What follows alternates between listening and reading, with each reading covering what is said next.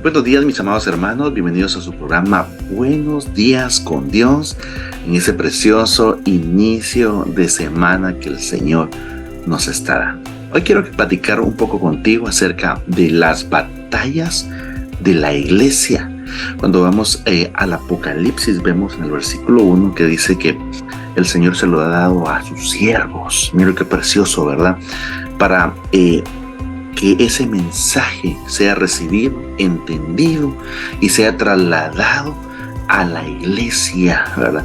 Hay cosas bien puntuales, detalles bien interesantes que el Señor en su maravillosa y preciosa bondad, ¿verdad?, nos deja mensajes que son puntuales y que nos ayuda a edificar y a entender.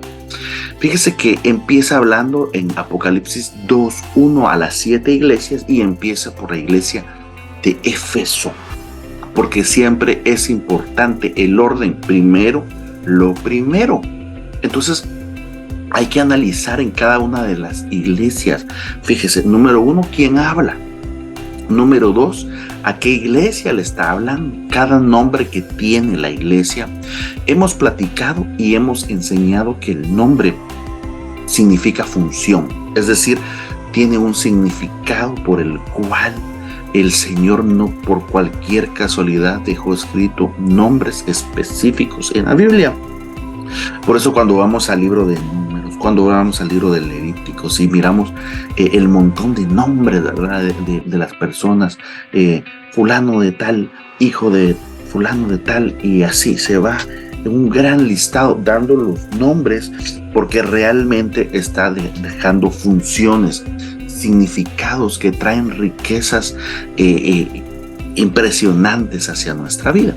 Entonces le decía que debemos de analizar quién habla, a qué iglesia le está hablando, cuál es el nombre de la iglesia, qué significa, y hay que ver qué batalla tuvo esa congregación, esa iglesia. Por eso el tema que estoy discutiendo es las batallas de la iglesia para poder obtener la victoria o el galardón, ¿verdad?, para poder ganar esa victoria, ya que son los acontecimientos, las características que van a sufrir o que va a pasar la iglesia que no logre irse en el arrebatamiento.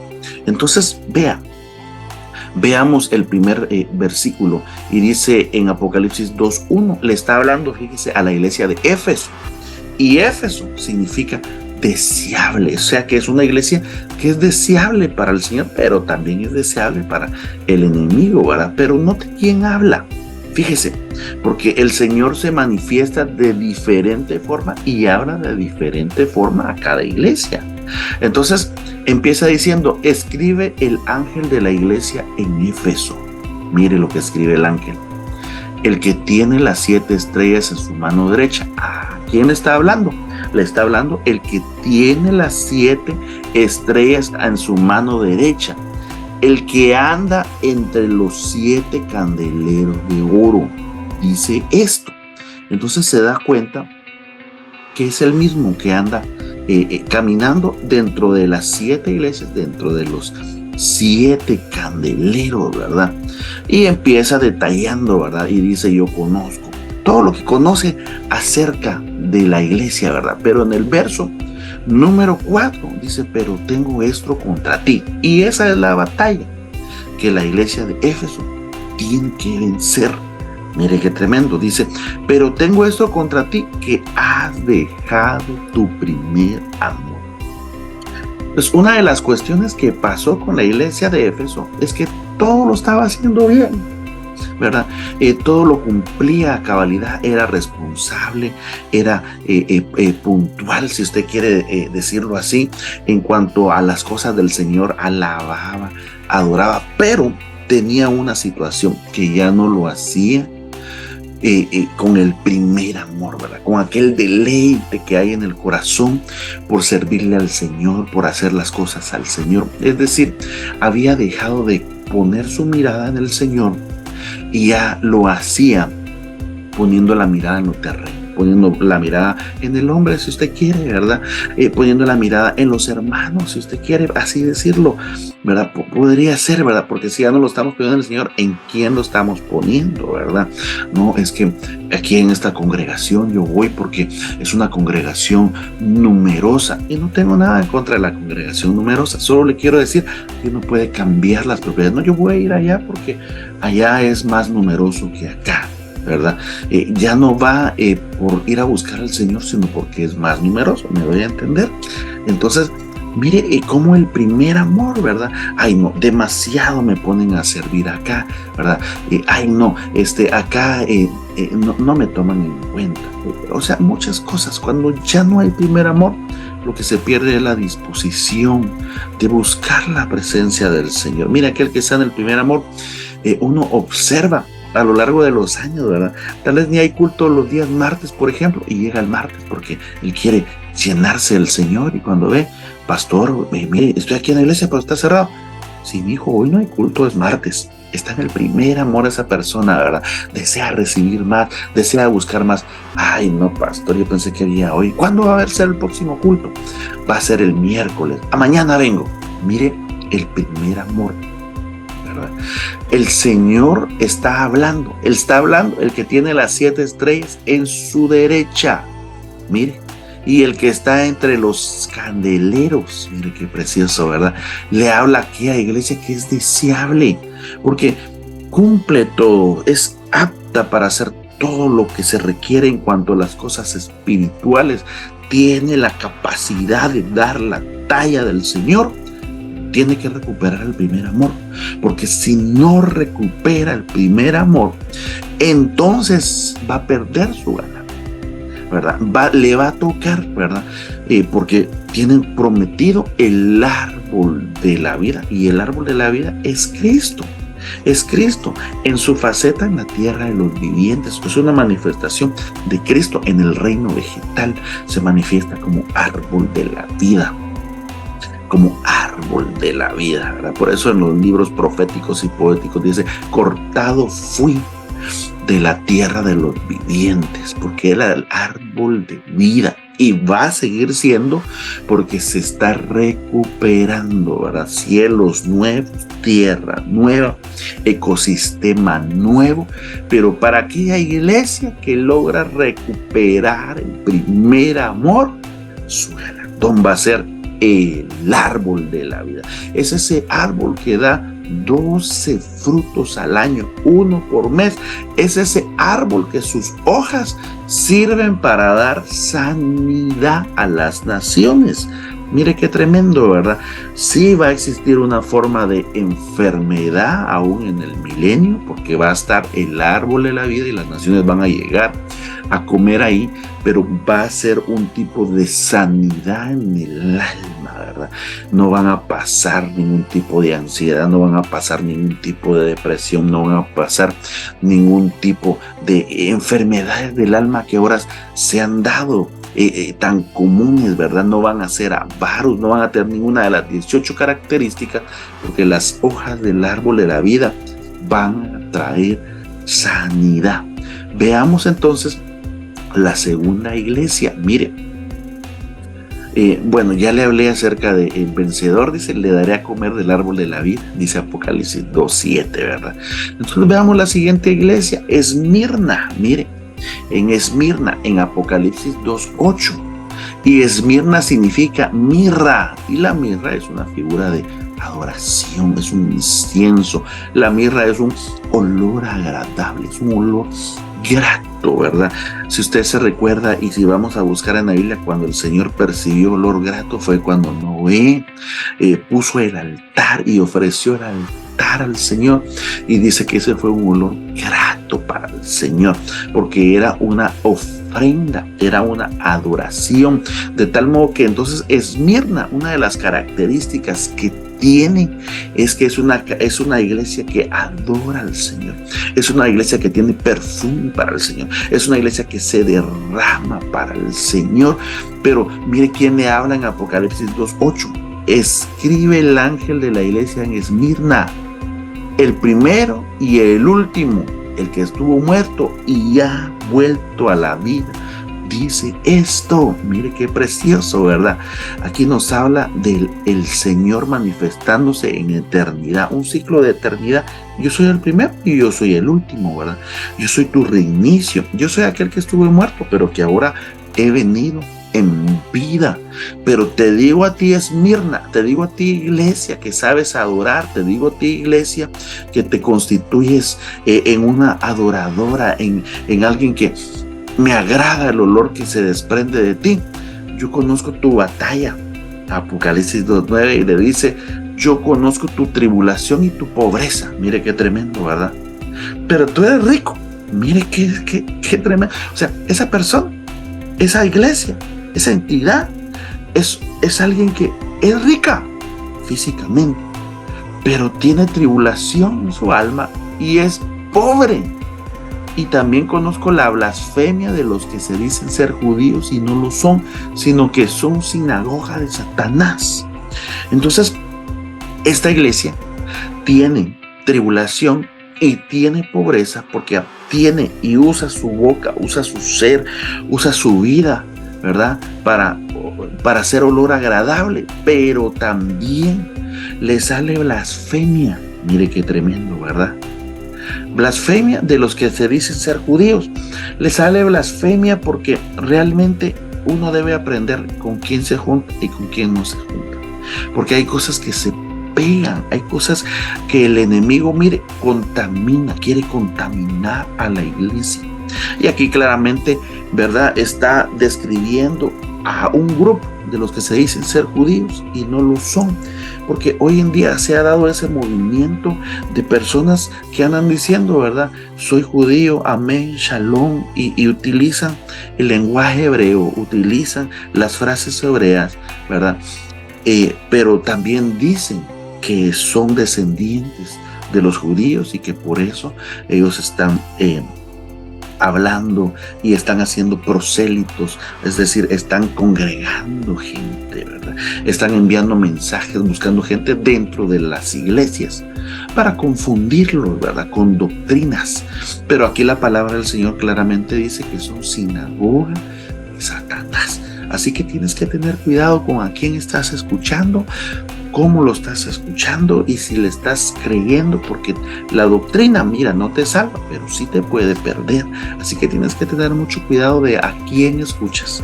Tienes que tener cuidado de qué te estás alimentando espiritualmente, porque pueden echar a perder el perfume que sale dentro de ti, porque la característica como adoradora, como iglesia, Esmirna es una característica que es un olor agradable delante del Señor, pero que tiene una batalla, y esa batalla es que tiene pobreza, es decir, es aquellas personas que definitivamente no lograron sacar la avaricia, no lograron ejercitar el don de dar. Hay 18 dones y esos 18 dones, cada don nos ayuda para poder combatir diferentes tipos de la marca, del carácter de la iglesia. Y uno de esos caracteres de la iglesia es los avaros.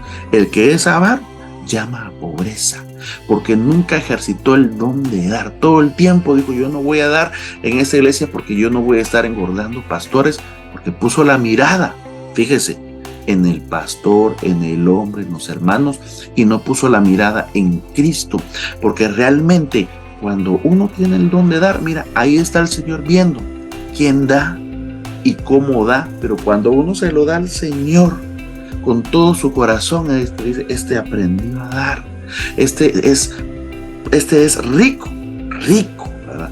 Rico físicamente, pero rico también espiritualmente. Y esta no es una predicación para hacerte que tú des, no. El Espíritu Santo es el que pone el querer como el hacer, y el que te va a hablar, y el que te va a motivar, y el que te va a decir, y el que va a hacer que desarrolles el don de dar. ¿Sabes algo bien lindo del que tiene el don de dar? Es que siempre tiene algo para dar. Siempre. Aquel que da nunca le escasea para dar.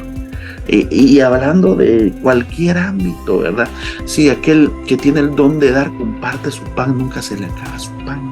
Si aquel que tiene el don de dar un aporte económico a alguien, siempre va a tener una fuente de trabajo, siempre va a tener quien le dé. Tal vez da un poco por acá y por acá le da un montón para dar, porque el Señor, déjame decirte que no se queda con nada.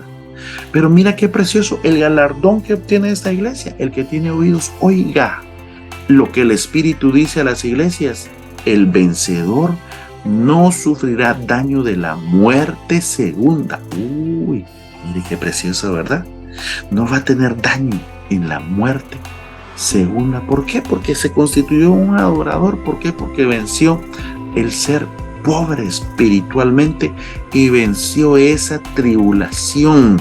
Es una tribulación, porque aquel, mira, que no le da al Señor lo que le pertenece, es perseguido en cuanto en el alma, ¿verdad? Se desata el devorador, le consume su tiempo, le da ansiedad, no le da tiempo de hacer las cosas. Muchas de las situaciones, y recuérdate que el tiempo es vida, pero aquí el Señor claramente dice, el vencedor no sufrirá daño de la muerte segunda, ¿verdad? No sufrirá daño de la muerte segunda. Estamos hablando de cuando alguien muere, si tiene una deuda. La Biblia es bien específica. Cuando vamos a Mateo 5:26, está hablando de alguien que antes de ir a ofrendar, dice que se ponga a cuentas con el hermano, porque puede tener una deuda de un enojo, de una molestia, de no estar a cuentas. Entonces el Señor dice, no, si me quieres ofrendar, si quieres agradarme, primero te cuentas si tienes algo con alguien, ¿verdad? Ponte a cuentas en tu amor fraterno, ponte a cuentas en tu fraternidad. Y sigue diciendo el versículo Mateo 5:26, porque si no, ¿verdad? Vendrá el alguacil y te va a llevar al juez y te meterá a la cárcel. O sea, está hablando, ¿verdad? En una parábola, porque dice, mientras vayas en el camino es esta vida, ¿verdad? Mientras vayas en el camino, ponte a cuentas. Mientras tengas vida, está a cuentas con tu hermano, ya sea hermano de sangre, primeramente, y luego con tus hermanos espirituales, para que puedas no tener deudas, para que no tenga derecho el alguacil. Mire qué tremendo, ¿verdad? Porque usted sabe que hay gobernadores, hay principados que tienen a cargo regiones. Entonces viene el alguacil, te lleva a un juez. Y si tienes algo en contra, entonces dice la palabra del Señor en Mateo 5:26, que en la cárcel son metidos para pagar el cuadrante. Pero ahí ya no está hablando de que vas en el camino. Ya te trasladan a la segunda muerte, a una cárcel espiritual donde puede haber tormento, donde según Apocalipsis 2:11 dice, no sufrirá daño en la muerte segunda. O sea, no está hablando de la muerte acá, sino de en la muerte segunda. Son los espacios en el inframundo donde hay cárceles para pecadores, hay cárceles para impíos, hay cárceles de tormento y hay cárceles donde se paga el cuadrante por no estar a cuentas. Entonces, aquel que logra adorar al Señor gana esta batalla, ¿verdad? Porque el Señor recibe la adoración, es agradable. ¿Por qué? Porque se puso a cuentas. ¿Por qué? Porque dejó de ser pobre y ahora ya tuvo para dar de sí el perdón. Mira qué tremendo. Ser rico espiritualmente es aquel que siempre puede dar perdón, siempre puede perdonar y siempre puede recibir disculpas y decir te perdono, y también puede pedir disculpas y ser perdonado para tener tu galardón. Aquel que habla acá es el primero y el último, el eterno. Es decir, que te está diciendo el Señor, vence en esto, perdona, para que también puedas ser eterno como yo. Mira qué precioso, ¿verdad? Entonces, cuando vamos a Pérgamo, que es la siguiente iglesia, significa elevaciones. Mire qué tremendo. Mire quién habla acá. Apocalipsis 2:12. Y escribe el ángel de la iglesia en Pérgamo, el que tiene la espada aguda de 2 filos, dice esto. Mire qué precioso. Aquí habla el que tiene la espada aguda de dos filos. Cuando vamos a ver la batalla de Pérgamo, de elevaciones, dice en el verso 13 y 15, siempre Apocalipsis 2, yo sé dónde moras, donde está el trono de Satanás. Porque Satanás siempre busca los lugares altos, siempre busca los primeros lugares, porque quiere ser el primero, por el orgullo.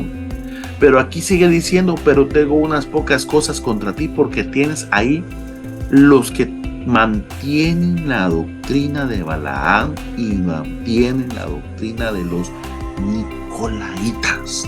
Entonces acá, ¿verdad? Estamos viendo que el problema es que se tienen otras doctrinas que no son las de Cristo, ¿verdad? Se tiene la doctrina de Balaam, ¿verdad? Que era una doctrina de idolatría, una doctrina de fornicación. Se tiene la doctrina de los nicolaitas, que viene de Nicolás, que era un diácono, ¿verdad? Que dijo, no, aquí no se va a hacer lo que hace el pastor, se va a hacer lo que hace, lo que digamos nosotros, ¿verdad? O sea, una doctrina de el pueblo unido jamás será vencido. Son aquellos que mantienen una doctrina de división, ¿verdad?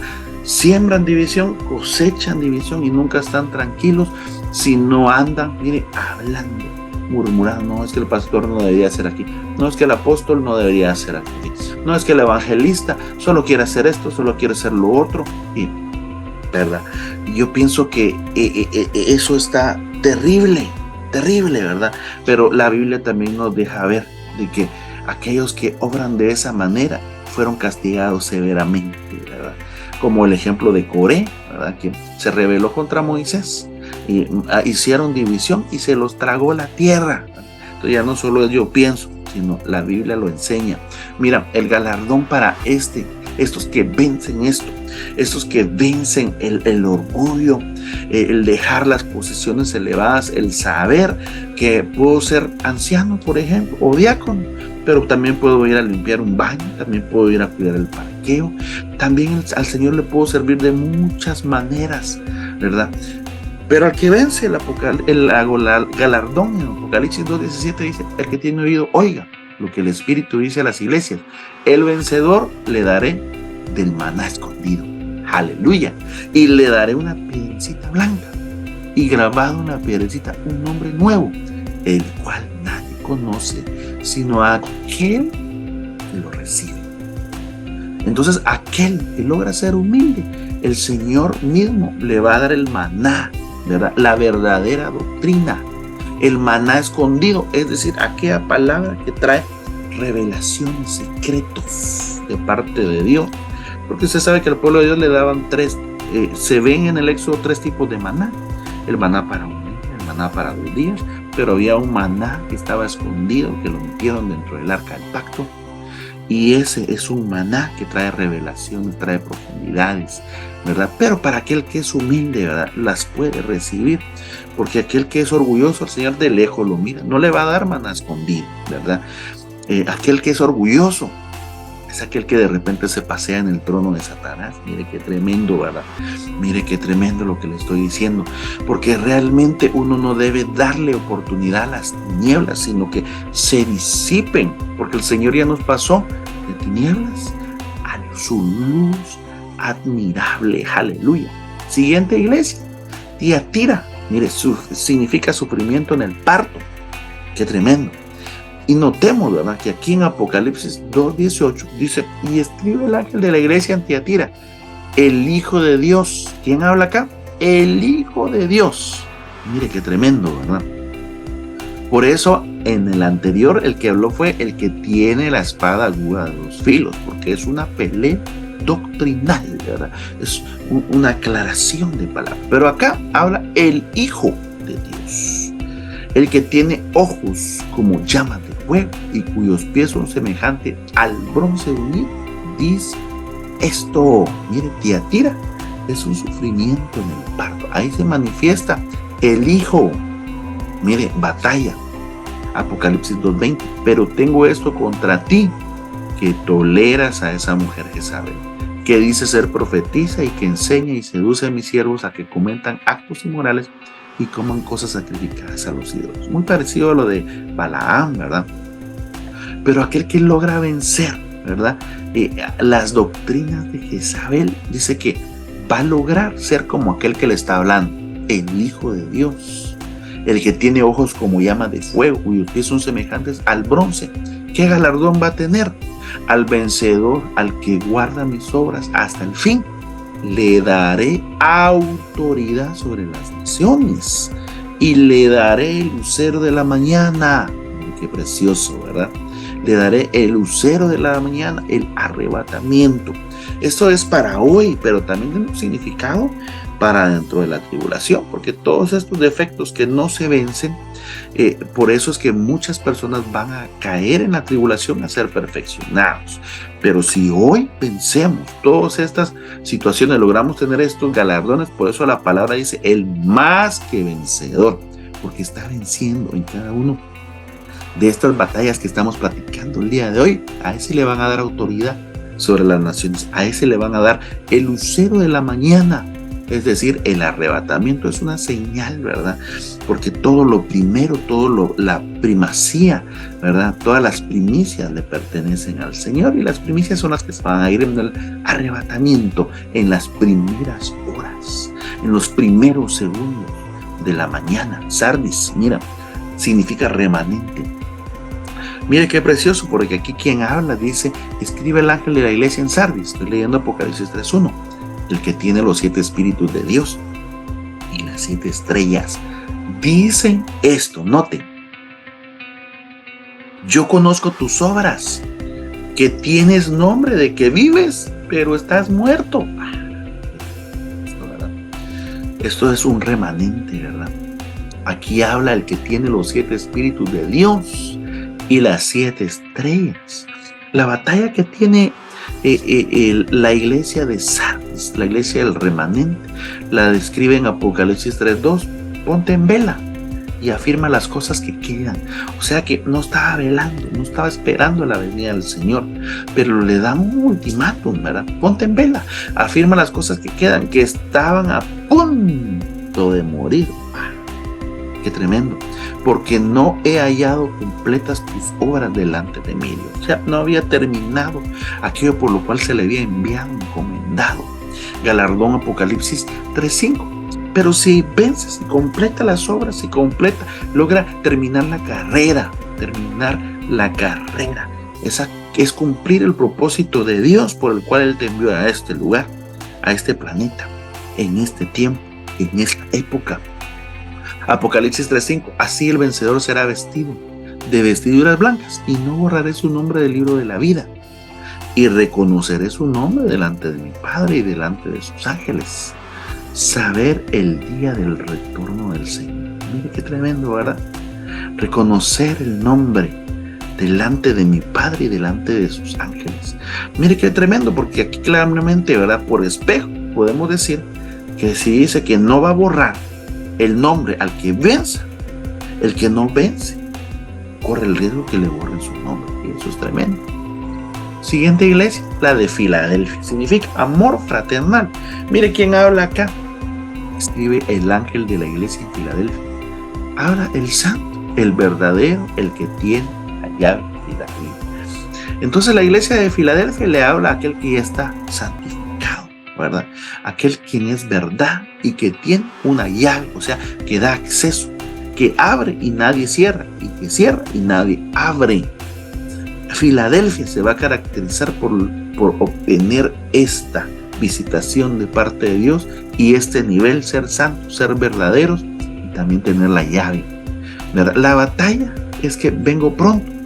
La batalla para esa iglesia es retener lo que tiene para que nadie tome tu corona, es decir, retener lo que el Señor te ha dado durante todos estos años, retener la palabra, la sana doctrina, porque se van a levantar muchos vientos, muchas doctrinas, muchas falsas doctrinas queriéndote confundir. Siempre haz lo que el Espíritu Santo te guíe a hacer y no te dejes convencer por artimañas del enemigo. Miren, el galardón: al vencedor le haré una columna en el templo de mi Dios. Mire, y el Cordero. Mire qué precioso, ¿verdad? O sea, el galardón se va a convertir en uno de esos 144,000, ¿verdad? Lo haré vencedor y va a ser columna en el templo del Señor. Qué precioso galardón. La Odisea, el gobierno del pueblo. Mire lo que significa la Odisea, el gobierno del pueblo. Tremendo, ¿verdad? ¿Quién habla? En Apocalipsis 3:14, escribe al ángel de la iglesia en la Odisea, el amén, el testigo fiel y el verdadero. O sea, te habla el amén, ¿verdad? Amén significa así es. Te habla el que así es, el que es. Te habla el testigo que es fiel, no se echa para atrás. Te habla el verdadero. Te habla el principio de la creación de Dios. Aleluya. Dice esto. ¿Cuál es la batalla de esta iglesia?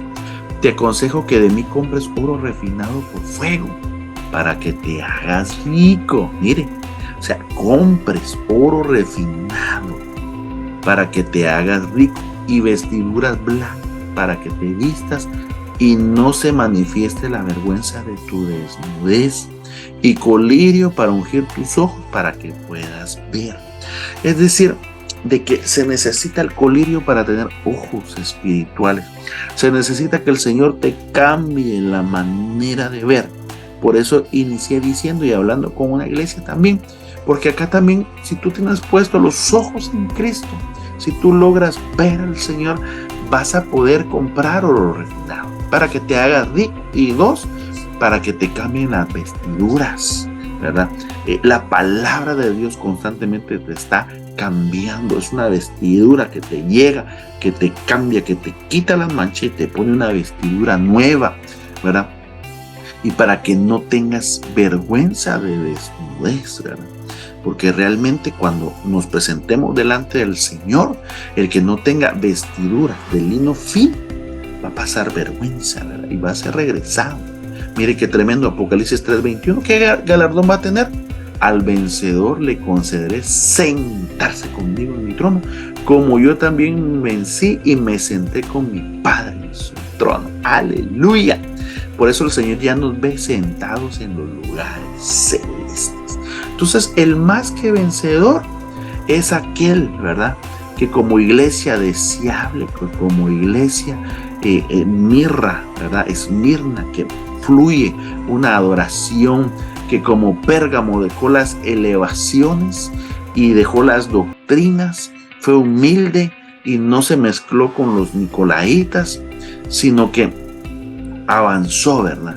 En Éfeso logró, ¿verdad?, obtener el galardón de la vida. En Esmirna no dañó la segunda muerte, no va a sufrir porque se puso a cuentas.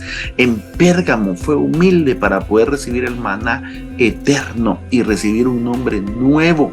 En Tiatira, ¿verdad?, que significa sufrimiento de parto, ¿verdad?, la batalla contra Jezabel, y al que gane le va a dar autoridad sobre las naciones, va a irse en el arrebatamiento y le van a dar la estrella de la mañana. Sardis, ¿verdad?, es aquella que batalla y se pone en vela y fortalece lo que está por morir y sabe que el día del Señor vas a ver el retorno del Señor. Filadelfia, que nadie tome su galardón, ¿verdad?, que columna en el templo de Dios, lo van a hacer, lo van a convertir en los 144,000. La Odisea, el gobierno del pueblo, mira, conseguir oro, vestir y fuego, sentarse en el trono del Señor Jesús es su galardón.